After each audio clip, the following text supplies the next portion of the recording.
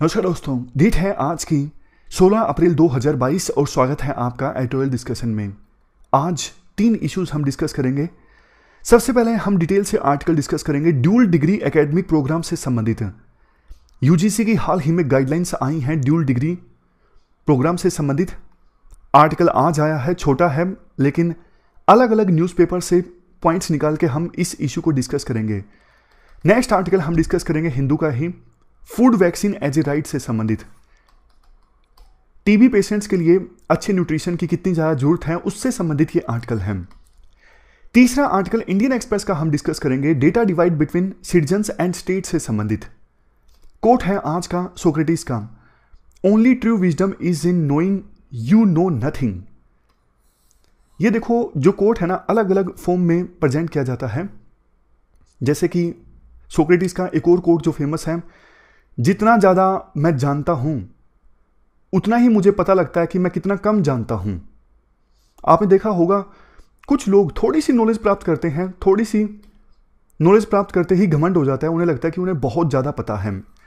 लेकिन देखो असली और सिर्फ ट्रू विजडम ये है, बुद्धिमत्ता ये है, ये जानने में कि आपको कुछ नहीं पता। क्योंकि देखो नॉलेज तो बॉटमलेस एंड बॉर्डरलेस सी है, नॉलेज इतनी ज़्यादा है, इन्फिनिटी है नॉलेज। तो हमारी औकात कुछ भी नहीं है। थोड़ा सा हम जान लेना तो कितना हम जान लेंगे। समुद्र से एक मुट्ठी आप पानी ले लोगे तो सोच के देखो कितनी नॉलेज आपने ले ली। इतना बड़ा पानी का समुद्र है, उसमें से एक मुट्ठी पानी आपने ले लिया और आप उस पर घमंड कर रहे हो कि आपको बहुत कुछ पता है। नहीं, ऐसा नहीं होता। तो सोक्रेटिस, जिन्हें ना दुनिया का सबसे बड़ा मतलब सबसे ज़्यादा वाइज पर्सन कहा जाता है, उन्होंने ये बात बोली जबकि वो तो इतना ज़्यादा जानते थे। तो देखो बाकी लोग जो घमंड करते हैं अपनी नॉलेज पर, उनको हमेशा सोक्रेटिस के इस कोट को याद रखना चाहिए। चलिए डिस्कशन स्टार्ट करते हैं। First important article dual degree programme से संबंधित है। आप जीएस पेपर सेकंड के इस टॉपिक से आर्टिकल को रिलेट कर सकते हो। देखो अभी तक हमारे देश में प्रोविजन ये है, कोई स्टूडेंट एक ही समय में 2 डिग्रीज नहीं परस्यू कर सकता। मान लीजिए महेश नाम का एक स्टूडेंट है, वो बीए इन हिस्ट्री डिग्री को परस्यू कर रहा है, तो उसी समय सेम टाइम में वो बीएससी इन मैथमेटिक्स डिग्री को नहीं परस्यू कर सकता। अभी तक का प्रोविजन ये था। उसी प्रकार से कोई केमिस्ट्री में एमएससी को परस्यू कर रहा है तो वो उसी समय एमए इन ज्योग्राफी को नहीं परस्यू कर सकता। लेकिन अब यूजीसी ने गाइडलाइंस दी हैं, डिटेल गाइडलाइंस तो आएंगी, लेकिन यूजीसी ने अब अनाउंस किया है कि हम ये प्रोविजन करेंगे कि एक स्टूडेंट एक ही समय में 2 डिग्रीज को परस्यू कर सकता है। जैसे एग्जाम्पल के तौर पर महेश अगर मैथमेटिक्स में बीएससी कर रहा है तो उसी समय वो ज्योग्राफी के साथ बीए भी कर सकता है। एक ही समय में महेश को 2 डिग्रीज मिल जाएंगी। देखो मैं जानता हूं ये बात सुन के आपके मन में ना बहुत सारे क्वेश्चंस आए होंगे, ऐसा कैसे पॉसिबल होगा। अगर महेश अगर मैथमेटिक्स की क्लास लगाएगा बीएससी में, तो फिर वो ज्योग्राफी की क्लासेस कैसे लगाएगा बीए में। वो कैसे 2 डिग्रीज को परस्यू कर सकता है। टाइम का क्लैश होगा। अगर एक क्लास छोड़ देगा तो अटेंडेंस पूरी नहीं होगी फाइनल एग्जाम देने के लिए। और उससे भी ज़्यादा कई बार तो कॉलेजेस के एग्जाम इस प्रकार से होते हैं ना, सेम डे मैथमेटिक्स का एग्जाम है और सेम डे ही ज्योग्राफी का एग्जाम है। तो महेश कैसे एक ही समय में 2 डिग्रीज को परस्यू कर सकेगा। थोड़ा डिटेल से जानते हैं और उसके बाद फायदे नुकसान दोनों जानेंगे। ये भी जानेंगे सरकार क्यों ये करना चाहती है। देखो यूजीसी ने ना, बेसिक्स की बात कर लेते हैं पहले। यूजीसी ना 3 वे चॉइस दी है। महेश दोनों डिग्रीज को ऑफलाइन परस्यू कर सकता है, या फिर 1 डिग्री डिस्टेंस के साथ परस्यू कर सकता है, एक ऑफलाइन के साथ। डिस्टेंस के साथ जैसे इग्नू है, ओपन में जिसे आप बोलते हो लेमन टर्म्स में। तीसरा दोनों डिस्टेंस या फिर ऑनलाइन मोड में, मतलब बीएससी इन मैथमेटिक्स कर लिया डिस्टेंस में या फिर ऑनलाइन में, और उसके बाद बीए इन ज्योग्राफी कर लिया, वो भी डिस्टेंस या फिर ऑनलाइन मोड में। देखो ये जो ड्यूल प्रोग्राम है ना, ये नॉन टेक्निकल कोर्सेज के लिए है। पीएचडी और एमफिल वगैरह के जो कोर्स है ना, वो परस्यू नहीं किए जा सकते इसके तहत में। यूजीसी ने देखो ये भी कहा है, ये विभिन्न यूनिवर्सिटीज की आजादी होगी कि वो ड्यूल डिग्री प्रोग्राम अलाउ करना चाहते हैं या फिर नहीं करना चाहते हैं। हम वेरियस यूनिवर्सिटीज को बाध्य नहीं करेंगे, उनको मजबूर नहीं करेंगे कि आप ये ड्यूल डिग्री प्रोग्राम को स्टार्ट कीजिए, उनकी मर्जी है।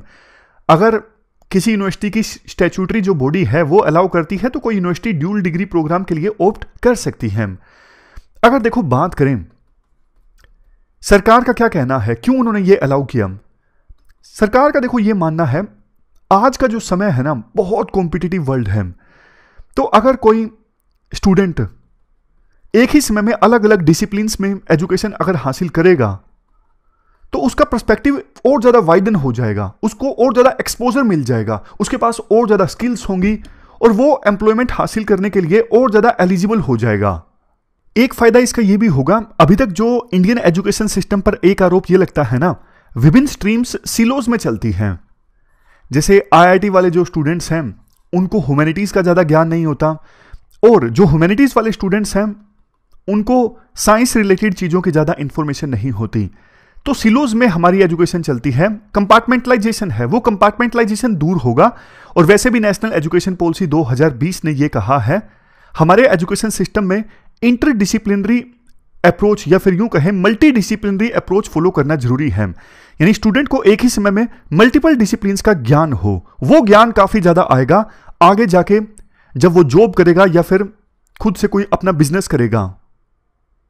इसके बाद एक पॉइंट ये भी दिया जाता है, बेशक देखो जो फिजिकल मोड है ना, 2 डिग्रीज को परस्यू करना एक ही समय में फिजिकल मोड में, इसमें थोड़ी दिक्कत आ सकती है। इवनिंग क्लासेस आपको चलानी पड़ेंगी अगर इसे आप इंप्लीमेंट करना चाहते हो। बट आज के समय में इतनी ज्यादा टेक्निकल एडवांसमेंट्स हैं, ऑनलाइन मोड है, ओपन से भी एजुकेशन अच्छे से प्राप्त की जा सकती है, तो क्यों ना इन टेक्निकल एडवांसमेंट्स का फायदा उठाया जाए। तो उसी को देखते हुए यूजीसी अब इसे अलाउ करने के मूड में है, यानी ड्यूल डिग्री प्रोग्राम को इंप्लीमेंट कर रही है। बट देखो फायदे तो हैं, अब हम नुकसान की बात करते हैं। सबसे पहला नुकसान तो देखो यही है, इतना इंफ्रास्ट्रक्चर नहीं है ना विभिन्न यूनिवर्सिटीज के पास में। मतलब इवनिंग में भी क्लासेस अगर आपको चलानी है, फिजिकल मोड में 2 डिग्रीज को अगर परस्यू कोई स्टूडेंट कर सके तो उसके लिए तो उसे एक क्लासेस इवनिंग में अटेंड करनी पड़ेगी ना।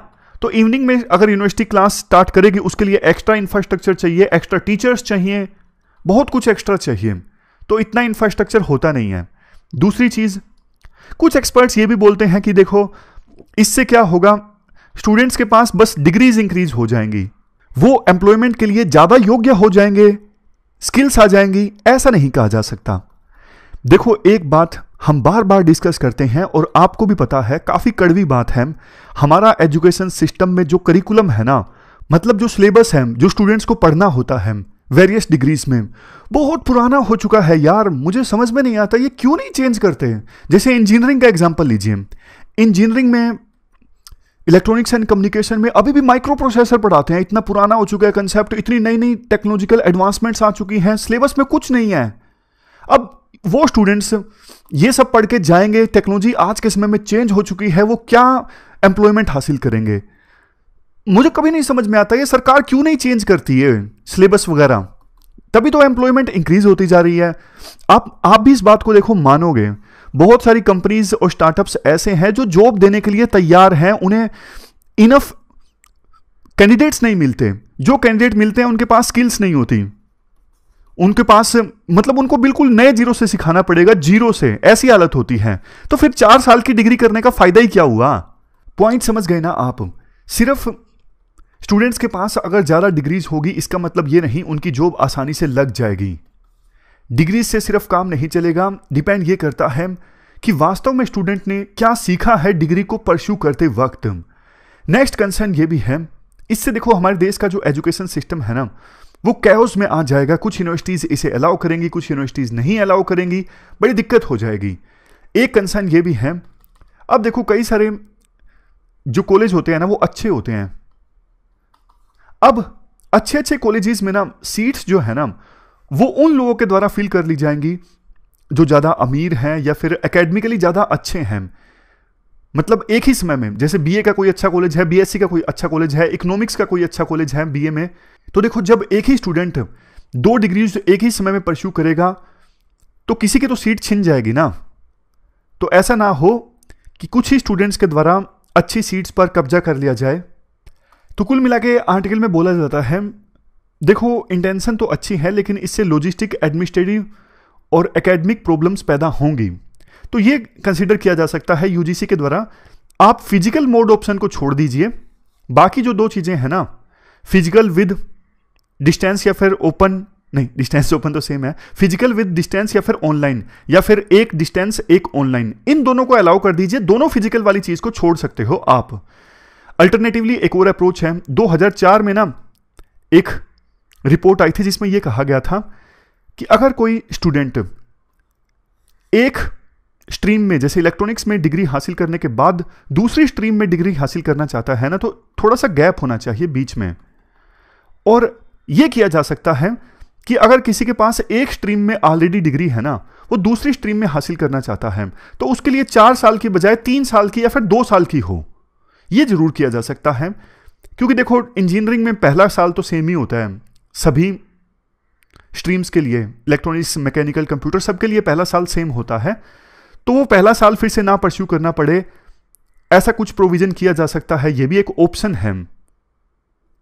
बात देखो ये है, आप ये ड्यूल डिग्री प्रोग्राम अगर इंप्लीमेंट करना चाहते हो ना, तो आपको और ज्यादा रैशनल और प्रैक्टिकल होने की आवश्यकता है। सिर्फ किताबी बातों से काम नहीं चलेगा, ग्राउंड लेवल पे क्या सिचुएशन है वो आपको कंसीडर करनी होगी, और जो रियल टाइम चैलेंजेस है ना, इसको इंप्लीमेंट करने में वो भी आपको कंसीडर करने पड़ेंगे अगर आप इस ड्यूल डिग्री प्रोग्राम को अच्छे से इंप्लीमेंट करना चाहते हो। चलते हैं आगे। इसके बाद नेक्स्ट जो आर्टिकल है वो है फूड वैक्सीन से संबंधित। इसमें देखो पॉइंट तो ज्यादा निकलते नहीं है, लेकिन जो कोर पॉइंट्स है ना वो मैं आपको बताता हूं, आप जीएस पेपर 2 के इस टॉपिक से आर्टिकल को रिलेट कर सकते हो। देखो पास्ट में ना एक बात ये बोली गई थी कि हर एक बीमारी का इलाज है गोली, पिल, क्योंकि गोली जो है ना जर्म्स को मार देती है, जिन जर्म्स ने आपको बीमार बनाया था। जर्म कोई भी हो सकता है, जैसे बैक्टीरिया, वायरस या फिर पैरासाइट। उस समय देखो जिसने ये बात बोली थी ना, उसको ये नहीं पता था काफी बार बीमारियां genetic, metabolic, hormonal imbalance, changed neurochemical transmitters, इनकी वजह से भी होती हैं। खैर जैसे जैसे टाइम इंक्रीज हुआ यह कहावत थोड़ी पुरानी पड़ गई। पहले देखो एक बात और भी बोली जाती थी कि अच्छी हवा और अच्छे न्यूट्रिशन से कुछ हद तक कंजम्पशन बीमारियां, जैसे देखो ट्यूबरक्लोसिस को प्रिवेंट किया जा सकता है। तभी तो देखो पहले आज के जो डेवलप कंट्रीज है ना, जैसे यूके, यहां पर ना सैनिटोरियम्स, सैनिटोरियम मतलब वो जगह जहां पर पेशेंट्स की रिकवरी होती थी, ये इस्टेब्लिश किए जाते थे माउंटेन टेरेन्स में। क्यों? क्योंकि देखो वहां पे फ्रेश एयर मिलती, प्योर वाटर मिलता और अच्छा खाना मिलता। ऐसी सिचुएशन में टीबी का इलाज जल्दी होता। 1943 तक तो टीबी के लिए कोई ड्रग्स था ही नहीं। बाद में मेडिसिन आई टीबी की, स्ट्रेप्टोमाइसिन। और डेवलप कंट्रीज, आज के जो डेवलप कंट्रीज है ना यूके जैसे, धीरे धीरे वहां पर भी वेजेस इंप्रूव हुए, लिविंग स्टैंडर्ड इंप्रूव हुए, परचेजिंग पावर फूड के लिए लोगों की इंक्रीज हुई। तो इन सब चीजों के चलते टीबी की जो मोर्टेलिटी रेट है ना, वो पहले जो 1 लाख पॉपुलेशन के पीछे 300 हुआ करती थी, घट के 60 तक आ गई। और धीरे धीरे तो सोशियो इकोनॉमिकली डेवलप कंट्रीज में टीबी पूरी तरह से डिसअपियर हो गया। बट दिक्कत देखो पता क्या है, ये जो हिस्टोरिकल डेटा है ना, इसको मॉडर्न डॉक्टर्स, मॉडर्न थेरेपिस्ट भूल गए।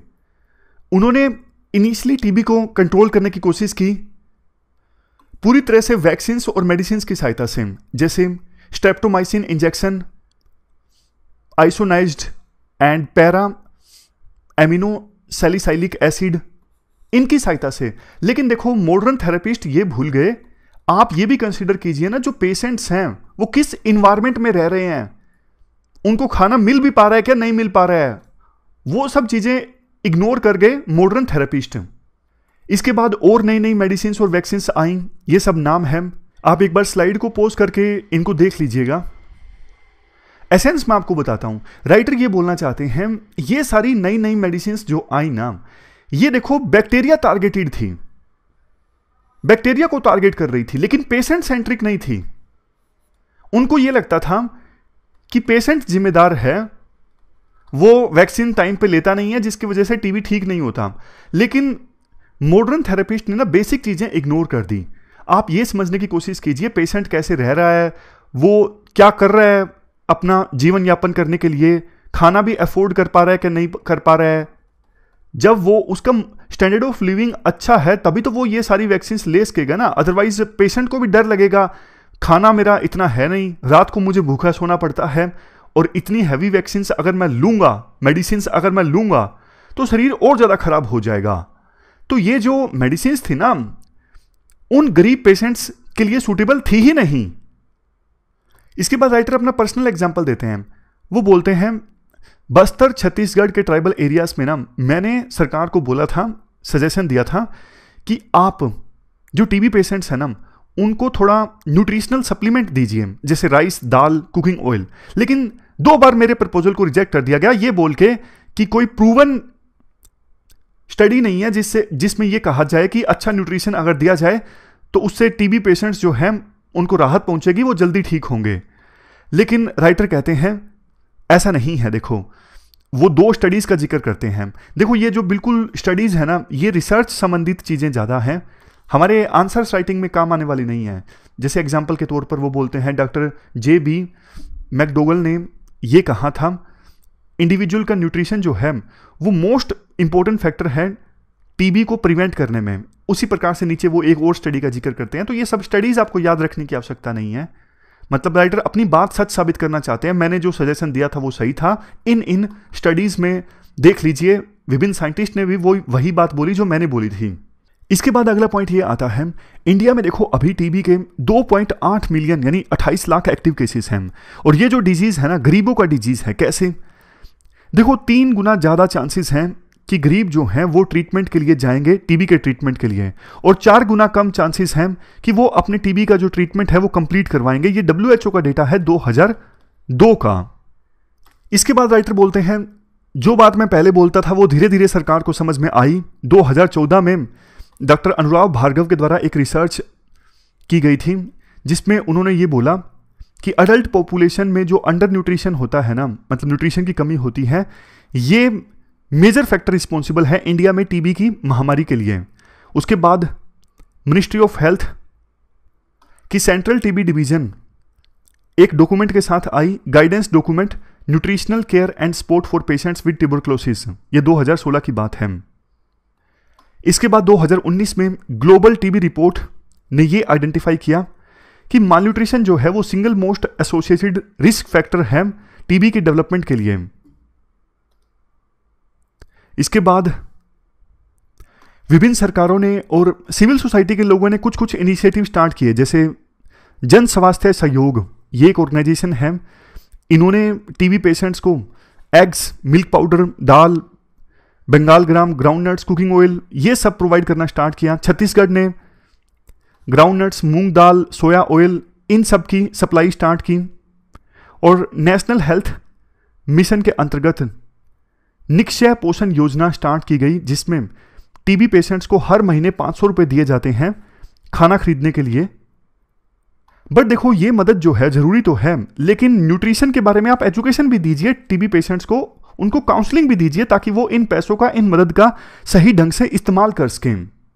लास्ट में समराइज करते हुए राइटर ये बोलते हैं, देखो, राइट टू फूड जो है वो आर्टिकल 21 के अंतर्गत आता है, जो कि है राइट फॉर लाइफ। लेकिन टीबी पेशेंट्स के लिए ये राइट और भी ज्यादा इंपॉर्टेंट हो जाता है। अगर हमें हमारे देश से टीबी के केसेस को कम करना है, अगर हमें हमारे देश में टीबी मोर्टेलिटी रेट को कम करना है, तो हमें न्यूट्रिशन की समस्या पर ध्यान देना बहुत ज़्यादा जरूरी है, खास करके टीबी पेशेंट्स के लिए। तो ये पूरा आर्टिकल हमने डिस्कस किया। चलते हैं आगे। अगला article data divide between state and citizen से संबंधित है।